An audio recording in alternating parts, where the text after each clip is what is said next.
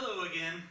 If you are an IoT guy, today I'm going to demonstrate for you a way to get your wife to support you whenever you want to go off to the lab and do your geeky stuff. First off, here's my beautiful wife. Hello. And she has her favorite crock pot that she likes to cook stuff with, namely for me. So it's a good idea to make her happy because she makes chicken wings. Anyway, she has this problem.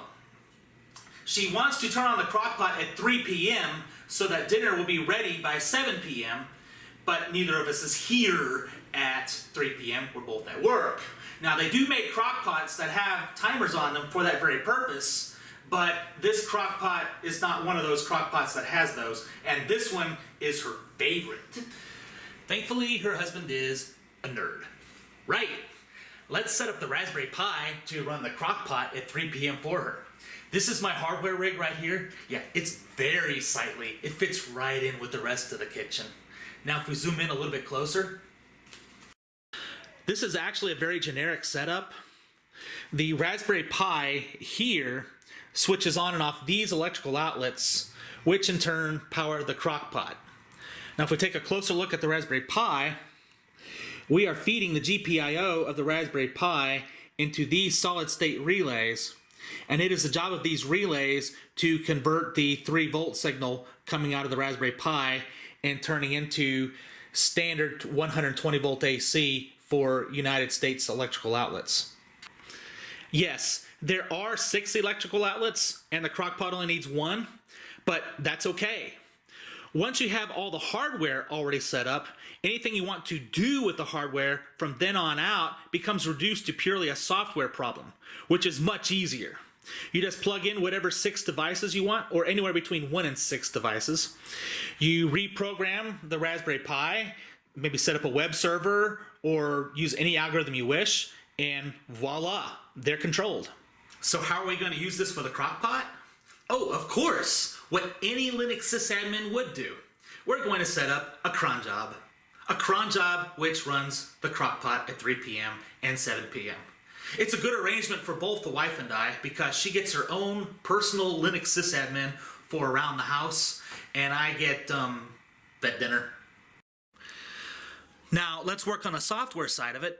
And for that, I have just relocated the Raspberry Pi 3 to my lab along with the crock pot.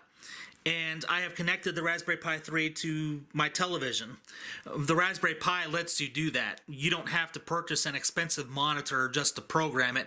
You can just hook it up to your television along with any mouse, any keyboard, and just program it from there. I have written 2 Python scripts here. After extensive consultation with my marketing folks, I came up with these really snazzy names for my Python scripts. I call them turnonthecrockpot.py and turnoffthecrockpot.py. You can imagine what those scripts do. If I run turnonthecrockpot.py, that will turn on the crockpot, and if I run turnoffthecrockpot.py, that turns off the crockpot. Well, when you turn on a crockpot, all that does is make it heat up, and that doesn't exactly make for much of a sight to see when you're trying to film a YouTube video. So to demonstrate what I'm saying, I'll just turn on the crockpot right now.